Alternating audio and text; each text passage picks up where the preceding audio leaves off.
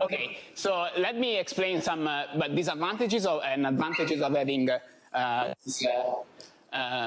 Maxwell theory instead of a topological theory, where of course this puts us in danger because the bulk theories also can be sensitive to RG flows in general. And moreover, we don't have the TQFT tools, so we cannot really classify gap boundary conditions. We don't have the power of topology. The topological operator will describe the symmetry properties. And moreover, in the TQFT, the interval compactification is costless, whereas in a theory which is not topological, this is not costless. But we have some advantages, and some advantages is that this encodes naturally non-flat configuration for your continuous symmetry. And moreover, we are also, since we are not really focused on topological boundary condition, we also allow for non-topological boundary conditions, and such as dynamical gauging. Okay, so let me highlight this general strategy. The general strategy is very simple. So suppose we start from a 4D Dirac fermion. So we start from a Dirac fermion which has U1 times U1 global symmetry. One is axial, one is the vectorial symmetry, and it has an anomaly, a chiral anomaly of this type. And usually in holography, what we think is that we have to gauge the symmetry, these symmetries in the bulk. And the way we gauge it in top-down holography is by adding the kinetic term. This also would descend from, for instance, string theory compactification and so on and so forth. So I will give an example later. But so that's how we gauge these in the bulk. And so we get these two Maxwell terms for the two fields. And then what we want to do is we want to still focus on the topological sector of this theory. So in order to describe the symmetry properties, we focus on a topological sector of the bulk theory, and then we see what happens depending on boundary conditions. Well, we study boundary conditions which are free rather than topological. And finally, the bulk fields in general, if you have a different a metric in the different space rather than flat space, you have to study asymptotic expansion close to the boundary of this field, like in holography. But in this case, we want to put it in flat space. So that's the assumption that we have. So, okay, so what's the relation of the symmetry TFT that Andrea presented yesterday? So we can start from Maxwell theory. So what is the difference between the two theories? Of course, the difference, one is topological and the other is not topological. But for example, we can rewrite Maxwell using a Lagrange multiplier, which is this field H3. And then we can take a truncation of this theory. So we kill the H wedge H term. We only keep the topological term. So we focus on the topological sector, so the sector that describes the flat fields. And that's the BF theory that we cover. So we are really changing the theory, and it's really a truncation of the dynamic. Good. So Maxwell theory allows us to consider also non-flat configuration. And moreover, Maxwell theory sometimes describes also non-universal properties of the boundary, non-universal symmetry properties of the boundary. For instance, it can describe correlators of the current correlators, which might depend on the details of the theory. So it describes more than universal symmetry. But okay, so let's start with an example, a U1P for global symmetry. This will set up the stage for this approach. So we start from a P plus 1 form Maxwell theory in D plus 1 dimension. So the bulk is D plus 1 dimension. And so we study the bulk topological defect. So this is an exercise to compute the topological defect of these theories. This is well known. And we can also compute the charged operator. The charged operator are non-topological defects of this theory, and are given by these Wilson and Toth surfaces of this generalized Maxwell theory. And finally, we can, depending on the choice of boundary condition, we will have the standard instance, Dirichlet and Neumann boundary condition, we can see which are the operators that terminate the Wilson's or Toft operator that terminate on the boundary. For instance, if we choose Dirichlet boundary condition for A, we can terminate the W Wilson surface on the boundary, and whereas the V Wilson surface will not terminate on the boundary. And this means that only the U alpha will project onto the boundary condition. So this will be really symmetry of the boundary theory, whereas the other one will at most be symmetries that act non-faithfully on the theory because there is no charged operator on the boundary. Okay, so this I was only focusing on one boundary, and moreover, we can also study twisted sectors by studying L-shaped configuration. So if we have the Dirichlet for A, then the boundary condition can be rewritten like this, and this clearly denotes an L-shaped configuration and twisted sector, so non-joining defect that appear in the theory. There are also physical boundary conditions. Of course, we can couple the theory to a physical theory in the boundary, and this is done by this way, and then the boundary condition modifies in this way. And we can also allow for this dynamical gauging. So dynamical gauging means that I call it also modified nominal condition, because we really consider it's like a sort of physical boundary condition also on the other side. It's like having a physical boundary condition, and basically this is done by really adding by hand a Maxwell term at the boundary. Another way to see this is that you consider the Maxwell action, you modify a little bit the Maxwell action in this way. So this is a sort of dual presentation, and then you focus on the topological term and the boundary modes that localizes the singleton mode, which is basically a gauge field living in the boundary. So this is also related to what Andrea was discussing yesterday. Okay, so now we really want to develop a Maxwell sandwich from Maxwell, and so normally in holography we pose only one boundary condition, as Andrea explained yesterday. So, but in this case, we really want to put the theory on a slab and study what happens with two boundary conditions.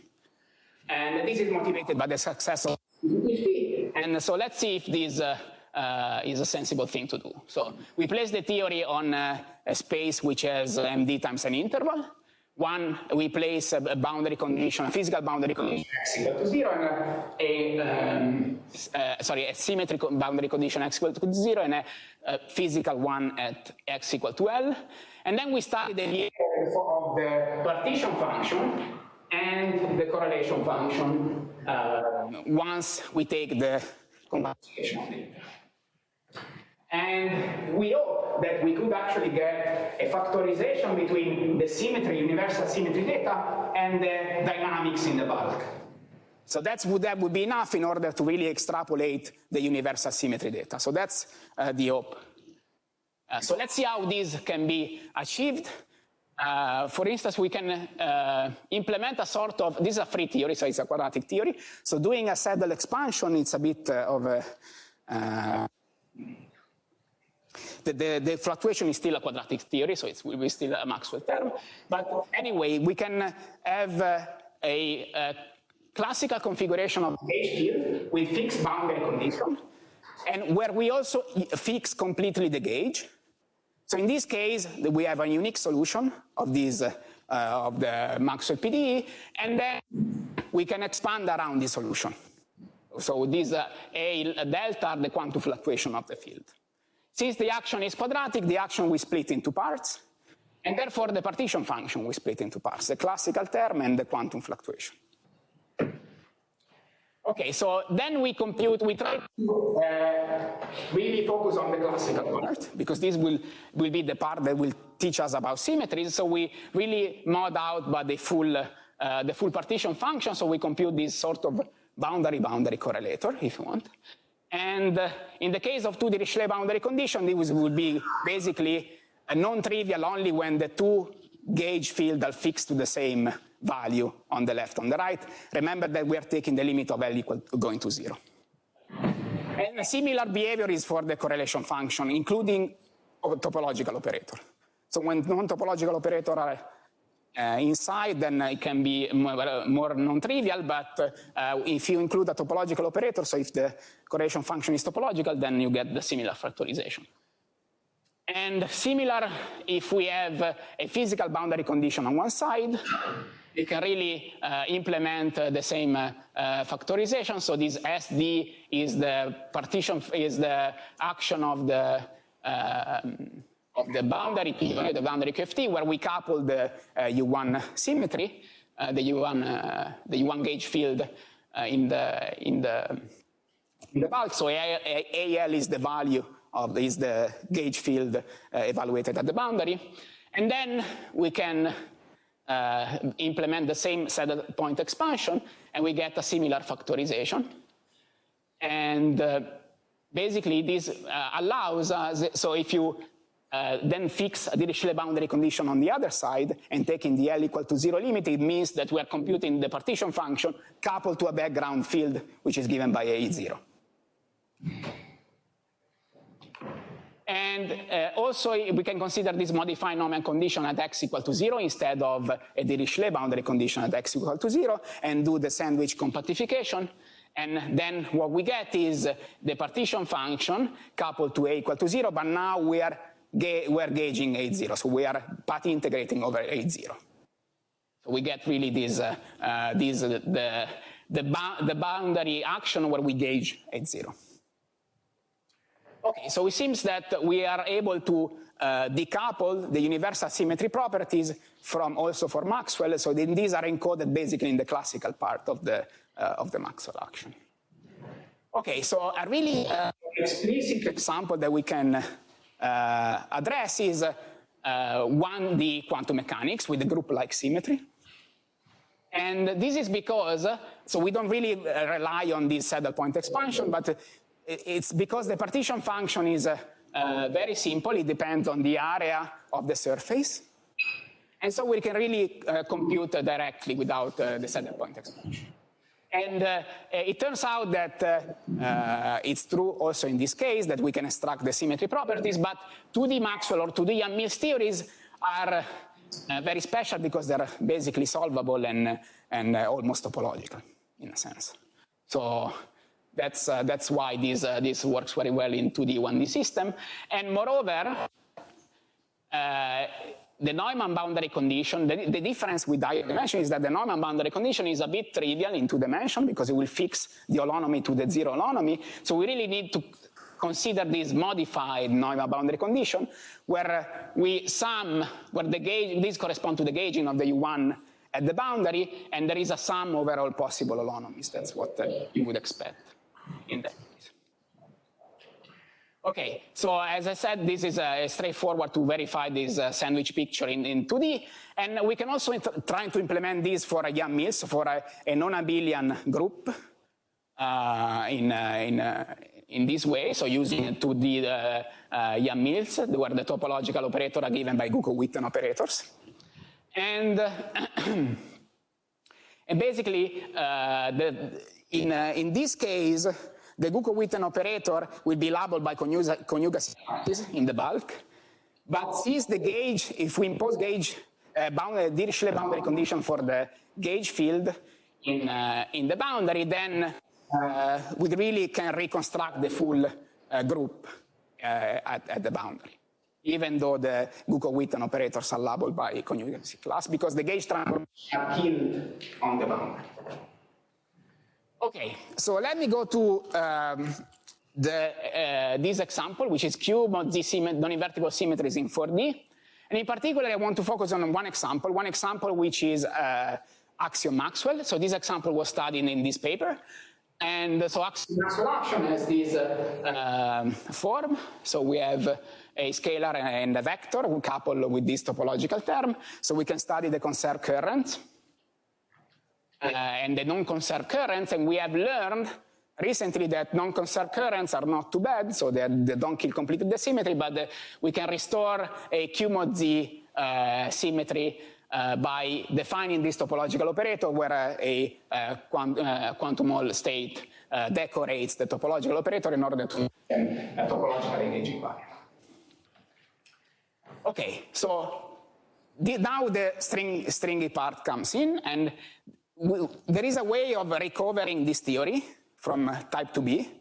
It's a bit of a strange way because type 2b on the conifold, we learned that these engineers in hypermultiplet, but the hypermultiplet comes from from D-free branes in string theory. But if we really reduce just the supergravity sector, what we get is a decoupled axiom Maxwell theory, the bosonic sector. The bosonic sector is a decoupled axiom Maxwell of supergravity, reduced on the conifold is an axiom Maxwell theory. Okay, so then we implement the general strategy. So we want to reduce type 2b supergravity on the link of this conifold, which is S2 times S3. So we take, and in particular, we focus on one sector, which is the flux sector of the supergravity, which can be encoded in this 10+1 dimensional action. So this is a tool in order to do this dimensional reduction. So we do this dimensional reduction on S2 times S3 with these ansatz, which is actually pretty general. And we recover a theory in 5 dimensions, which is the following one. So it's a bit complicated. So there are many Maxwell terms of different degrees, and there are some Chern-Simons terms that come from the reduction. And this Chern-Simons term can be recovered also directly from the Maxwell theory. So if you focus on the topological of the axiom Maxwell theory, if you focus on the topological term of the axiom Maxwell and allow and couple all the background fields, then you really recover this topological term, and then you apply the strategy that I told you at the beginning, where you gauge all the symmetry involved in these anomalies in the bulk. So you recover basically the same theory. So this is a more bottom-up way of deriving this theory. Okay, so there are some conserved current in this theory. So we want to study the topological operators in order to see what are the symmetry that the symmetry from the bulk point of view, and there are certain currents which are non-conserved. And so among those, there are these 2 currents which are non-conserved, and we can really then compute the topological operator, and these are the following non-invertible topological operators. And if we choose the Dirichlet boundary condition so if you fix A1 and B2 at the boundary, and if you gauge C1 and C0 instead, so you choose the modified Neumann boundary condition, then what you get is exactly the Q mod Z0 form and 1-4 symmetry of the axiom Maxwell theory. So this is a bulk version of the topological operator that I presented in a couple of slides ago for the axiom Maxwell. So if you push this operator at the bulk, now you're allowed to do that because you have picked the right boundary condition. This will generate the symmetry. Okay, now the even more stringy part of this talk, which topological operators and brane. So it has been recently established that there is a sort of UV origin for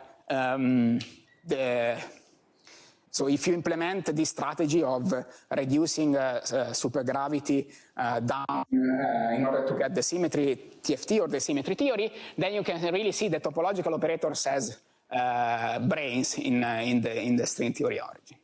So this was developed in many papers, and I think Ibu is going to mention something about it as well. So it will be also part of his talk. And so in order to recover these topological operators, we really take the branes, and we study the low energy FT of the branes, and then we focus only on the topological sector. So we really do this truncation to the topological sector only, on the brane-Bohr volume theories. And for continuous symmetries, there are recent proposals in terms of branes. So there are two different, might be related, but there are two different proposals for these continuous symmetries. But what I really want to focus on today are the topological dressing of this operator. So the operator that I showed you in the previous slide, which generates the non-invertible 0 and 1 for symmetry.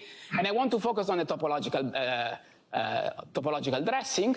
And this topological theory, they will come from branes reduced on S2 and S3 on this conifold boundary geometry. So remember that this was a reduction on S2 times S3, and this in type 2b we have these D3 and D3 and D5 branes, and if they wrap the S2, then we generate two-dimensional topological defect, and if they wrap S3, they will generate three-dimensional topological defect. So usually topological term, we have learned that topological term comes from the West-Umino action, so reducing the West-Umino action. But also the dBi can contribute. And in this case, this is what happens. So we can, at very low energy, we can rewrite the dBi, we can expand the dBi. The first term is the Maxwell term, right? And we can rewrite the Maxwell term with this Lagrange multiplier in the dual way. And then we can implement the following dimensional reduction expansion. This is for the D5 brane reduced on S3. We can really implement this reduction, these ansatz, and reduce on S3. And what we get from these are the non-minimal version of those topological defects that generate this Q mod Z symmetry. They actually even generate the full U1. And for the details of this, I'll refer to Riccardo's talk on tomorrow, right? Good. So it will tell you how you can really reconstruct the full U1 out of this topological operator. Okay, finally, there is a last detail that, last evidence that these branes will generate the correct object. So we have non-invertible action of the topological operators on the Toft line. So this, the zero form topological operator on the Toft line, they act non-invertibly in axiom Maxwell. And also the 1 for symmetry non-invertible operator will act non-invertibly on axiom strings. And in this case, we are really construct this non-invertible action really corresponds in the string theory background to an Haney-Witten transition between D3 and D5 branes, and it's more or less the same transition, but for the two cases you have to swap the interval coordinates, which is R, with the X2. So if you swap the role X2 and R, you get the two different cases.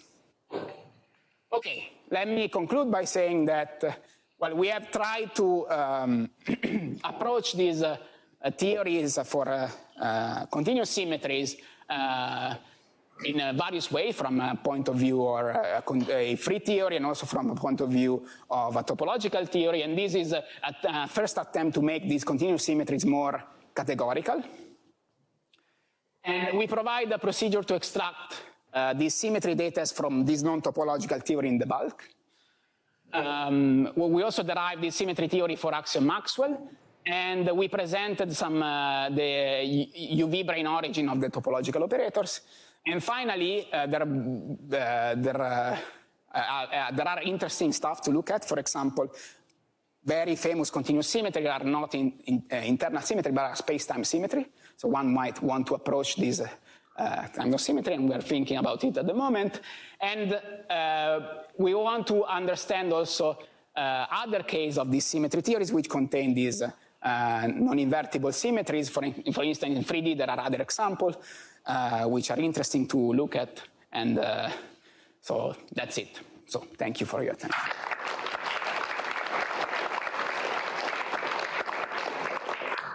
Thank you, Fabio, for this beautiful talk. I want to ask about the truncation to the topological sector, and in particular because in the example of type 2b supergravity on the conifold, did you have to truncate there? Yes.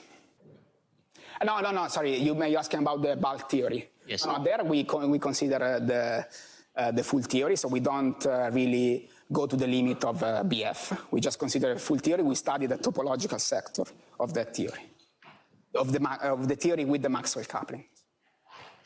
But in the supergravity theory, if you only take the topological terms, you get non-conservation equations? No, of course. So you need also the Maxwell term. Then I guess the question is, what is the reasoning between, in some of the cases, you have to look only at the topological sector, and in some of the cases you need to keep everything? If you want to describe a topological operator, then you look at only the topological sector. But in the supergravity, in the conifold case, to look at the non-invertible, don't you need also to look at the... So there is one thing which is the bulk theory. The bulk theory is non-topological, okay? That contains Maxwell term. Okay. We study topological operators of that. Okay. Then from then top-down point of view, you can study topological operators from branes, right? And in that case, we really consider the truncation to the topological sector because we really want to study only the topological theory on the brane. Okay.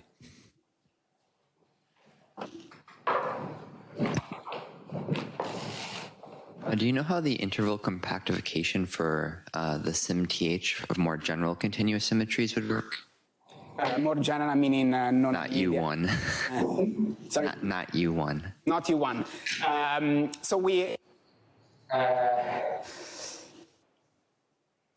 So we study a bit of the case of non-abelian in 2D. Because there... what about maybe higher than 2D? Yes, that's... yeah, because that's the Yang-Mills example. There is a paper by... there is one of these series of papers by Federico Bonetti, Michele Del Zotto, and Ruben Minasian, which try to address that in higher dimension, and there was also a mention in also the other series of papers, but that has not been studied in great details because there are certain problems in defining the topological operators. I mean, it's more complicated to define topological operators. Thanks. It seems there are no other questions, so let's thank Fabio and let.